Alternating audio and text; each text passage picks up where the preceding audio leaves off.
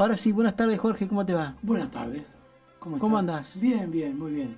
¿Eh? Bien. ¿Naciste en Entre Ríos? Conociendo ¿Venado Tuerto? Venado Tuerto. ¿Mm? Naciste en Entre Ríos, Colón. Sí. ¿Y cómo llegaste a La Pampa? Bueno, hay un trayecto intermedio en Buenos Aires. Ajá, Y llego a La Pampa en abril de 1977. plena dictadura.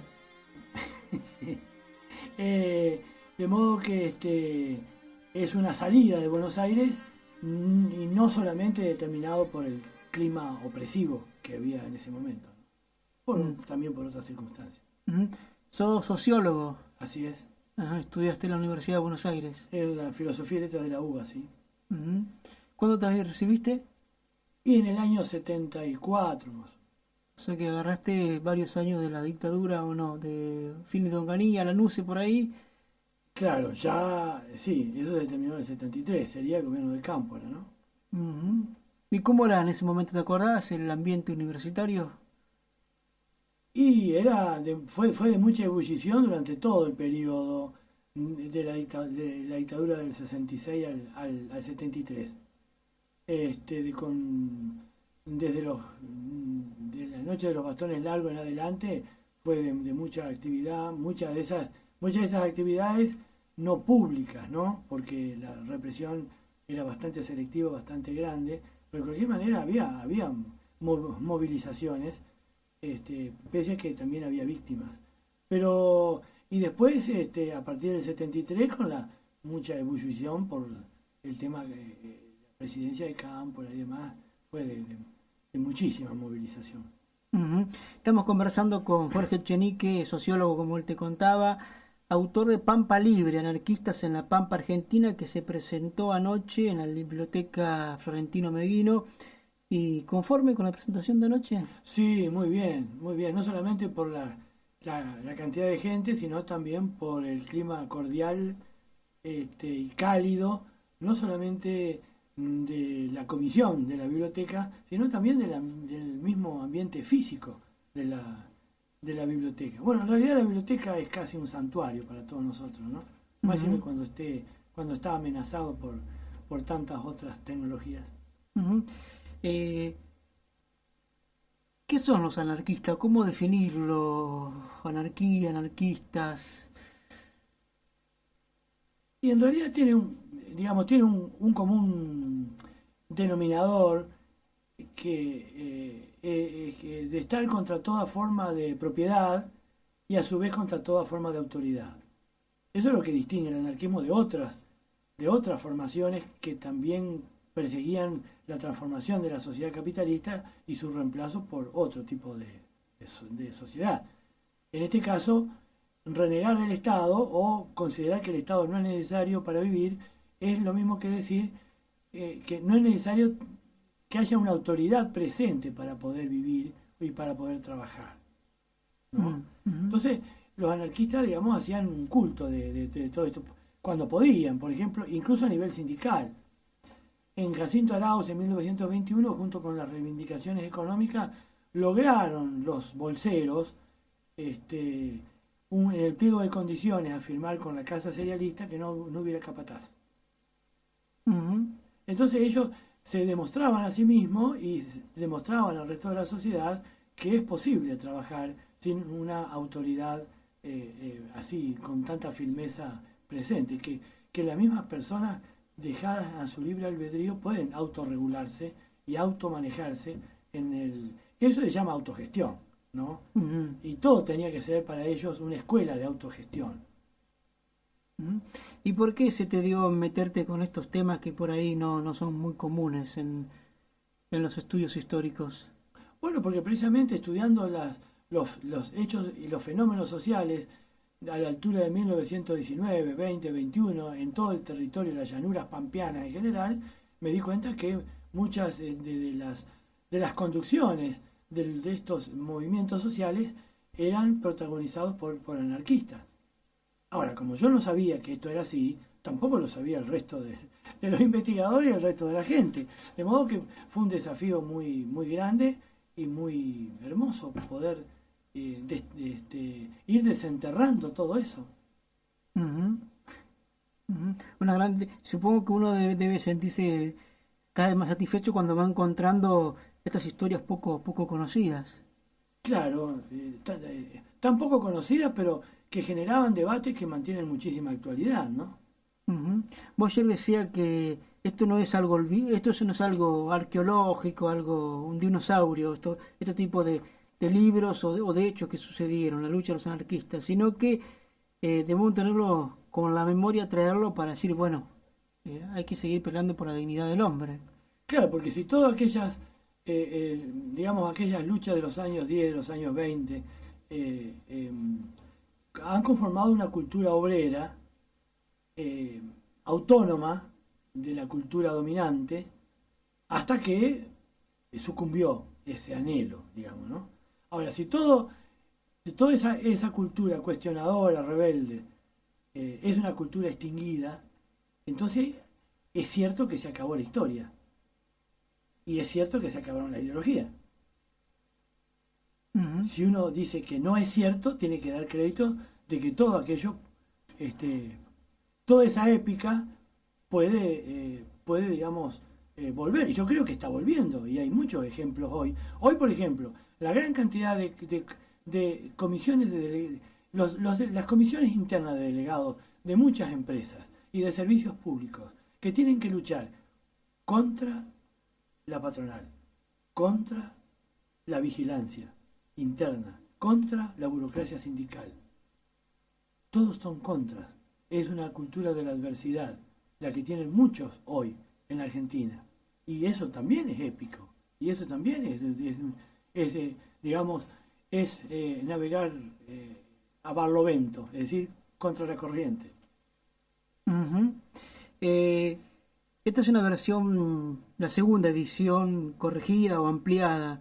La primera salió en el 2000, Sí, en marzo del 2000 hicimos la presentación. allá en Santa Rosa, En Santa Rosa con la presencia del autor del prólogo. que es Osvaldo Bayer. Así es. ¿Y qué diferencia tiene con esta segunda edición?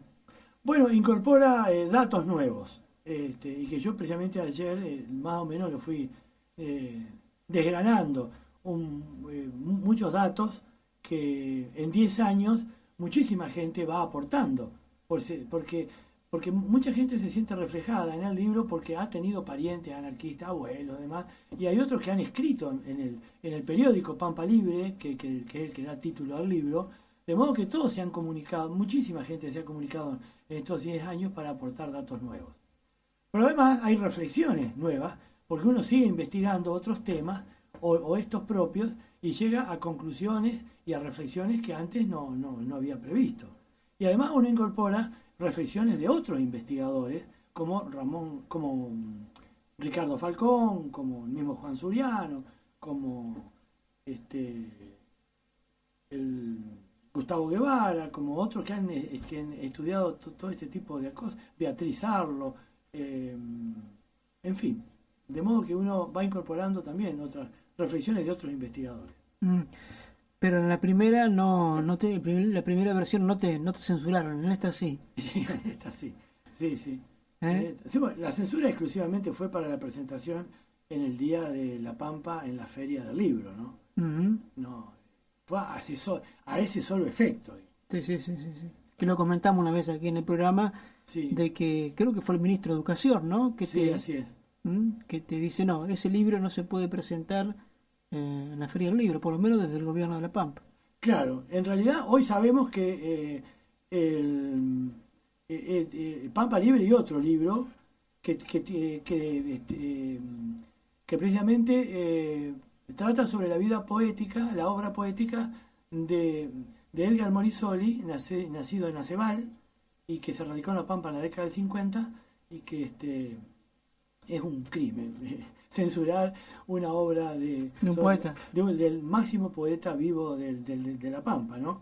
Pero hoy sabemos que en realidad fueron censurados ambos libros por haber sido editados por la misma editorial cooperativa.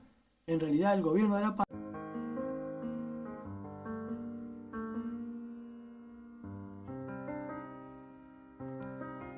Y ahí pasaba Linchera Soy de Antonio Tormo. Me decía Jorge que, bueno, a tu mujer le gusta Antonio Tormo.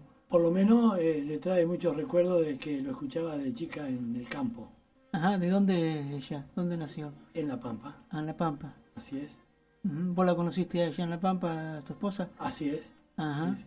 Bueno, entonces un saludo a, ¿cómo se llama tu? Mirta. Mirta, un saludo a Mirta que supuestamente está escuchando por internet este programa de contrapuntos.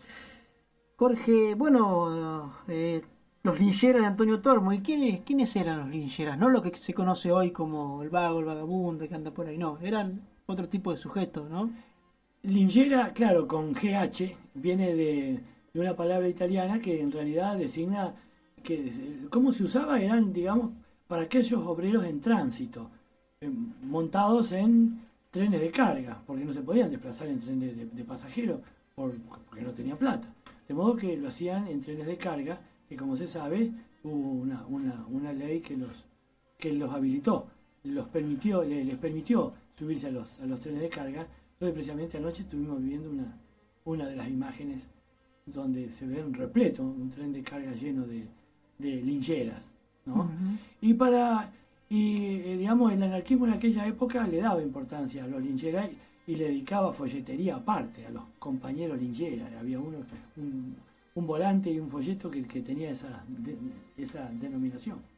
Es decir, no solamente eran sujetos sociales los hacheros, los carreros, los braceros, los bolseros, sino también a los lincheras. Además, los lincheras cumplían una función social muy importante porque eran los que transmitían de lugar en lugar las noticias.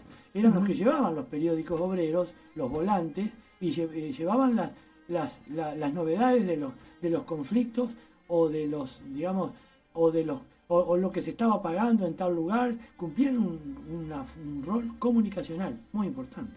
Ujú. Eh, pero el anarquismo también tuvo un fuerte papel socializador, ¿no? De contribuir con la cultura, con la sociedad, ¿no? Claro, sobre todo hay que pensar en un gremialismo completamente diferente al actual. Hay que pensar en sindicatos. Había un sector del anarquismo que efectivamente estaba de acuerdo con la organización sindical y promovía un sindicalismo anarquista que era muy horizontal, muy asambleario y muy autónomo entre sí, sin crear superestructuras, digamos, superestructuras sindicales. Bueno, cumplía un rol socializador muy importante el sindicato con esa concepción, porque en realidad los congresos anarquistas establecían que cada sindicato debía destinar una parte de sus recursos para crear una escuela y para crear una biblioteca.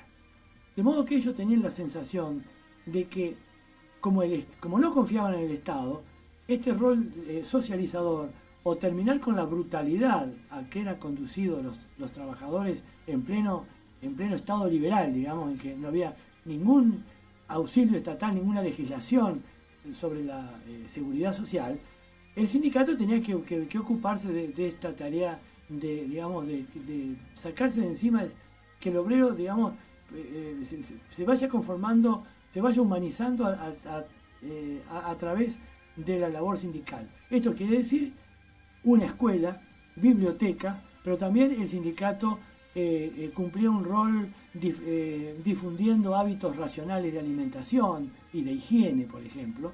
De modo que lo que no cumplía el Estado, y el anarquismo tampoco quería que lo cumpliera el Estado, lo cumplía el sindicato con esta horizontalidad y con esta concepción. Las escuelas libres, ellos fundaban escuelas libres.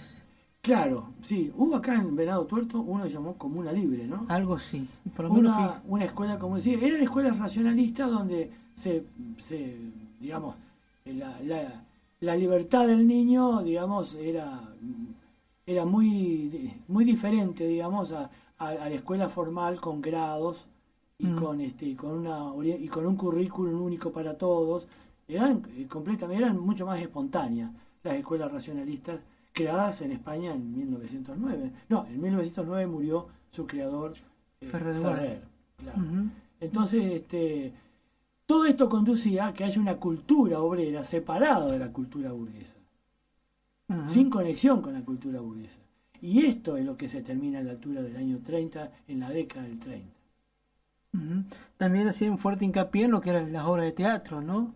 Claro, el teatro, los cuadros filodramáticos, hasta en los pueblitos más chicos había cuadros filodramáticos que ponían en escena este, obras de dramaturgios, de dramaturgos anarquistas como Rodolfo González Pacheco, Pietro Gori, este, pero lo hacían con el fin de propaganda, ¿no? Ujú. Vos ayer comentabas esa obra de teatro que se dio en pleno campo, ¿no? Ayer En el comentaba, monte, en el sí, monte. entre medio de los caldenes, sí, sí, muy ilustrativo porque uno se hace la película, ¿no? De cómo una obra en el medio del monte con, con cuatro instrumentos tocando el himno anarquista escondido dentro del follaje de los, de los caldenes y luego la obra y la propaganda y todo ese tipo de cosas, no deja de ser también. Vale, bueno, y tengo aquí, Jorge, gente que me está escribiendo esto de la tecnología, chateando.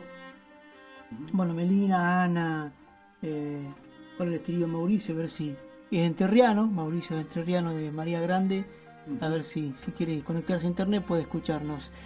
Eh, ¿Te llevó mucho tiempo ser Pampa Libre?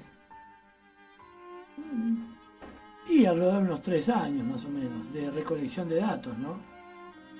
Luego, por supuesto, que hay todo un periodo de redacción y acomodamiento, pero más o menos el periodo de recolección de datos es grande.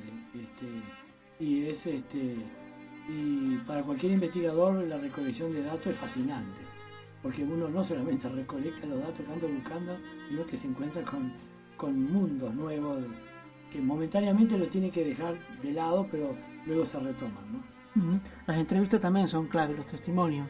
Sí, testimonios orales para el periodo que yo investigué, en este libro en particular, de 1915 a 1930, no son muchos los testimonios orales que uno puede encontrar de gente que haya protagonizado los hechos, ¿no? Salvo los hijos o alguien descendiente de... Que guarde material en Sí. su casa. Ujú. Pero sobre todo en la Biblioteca Nacional, en el Archivo General de la Nación y en los archivos provinciales es donde más se encuentra este tipo de cosas. Ujú. ¿Citas algún acontecimiento de Venado Tuerto en el libro? No directamente porque estamos hablando del año 1928 donde hubo una agitación y huelgas de braceros en todo el sur santafesino, protagonizado con mucho protagonismo de gente de sindicatos de acá de Venado Tuerto. Esto está, digamos, eh, está mencionado en el libro, lo que pasa es que yo ahora como venía para acá hice hincapié en esos datos e hice toda una investigación ad hoc para poder informar y para poder de alguna manera mostrar a los venadenses de que hay toda una historia local digna de ser investigada, ¿no? Ayer Carlos, uno de los que, bueno, te invitó a Venado Tuerto, comentaba que en 1928, por lo de Sacco y Vanzetti, hubo también movilizaciones reclamando, bueno, la liberación de Sacco y Vanzetti. Claro, eso fue en todo el país. Mm. Hasta en los pueblitos más chicos hubo, inclusive huelgas, ¿no? Por la libertad de Sacco y Vanzetti, ¿no? Ujú. Que que fueron ajusticiados, electrocutados en el 27, en agosto del 27, ¿no? En Estados Unidos. Yendo más a la actualidad, Jorge, ¿cómo estás viendo el kirchnerismo, el gobierno de kirchnerismo que se presenta como progresista, de centro izquierda? Y yo lo que veo es con preocupación y con algunos temores, teniendo en cuenta la progresión desde el discurso inaugural, digamos, de Kirchner en 25 de mayo del 2003, cuando asumió, que yo siempre consideré que esa era, digamos, el programa. A partir de ahí, con tantas alusiones a la inclusión social, que algunas de esas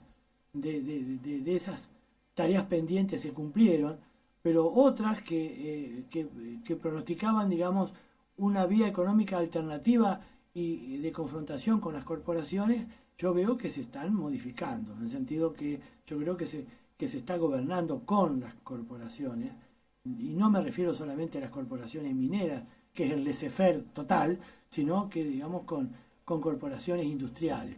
Es decir, para mí se está transitando a un modelo neodesarrollista con mucho énfasis en la exportación, y como es en la exportación, en las grandes empresas de capital transnacional, que por otra parte son las que menos aporten al crecimiento del empleo, porque hasta ahora han aportado solamente en el 1% al crecimiento del empleo.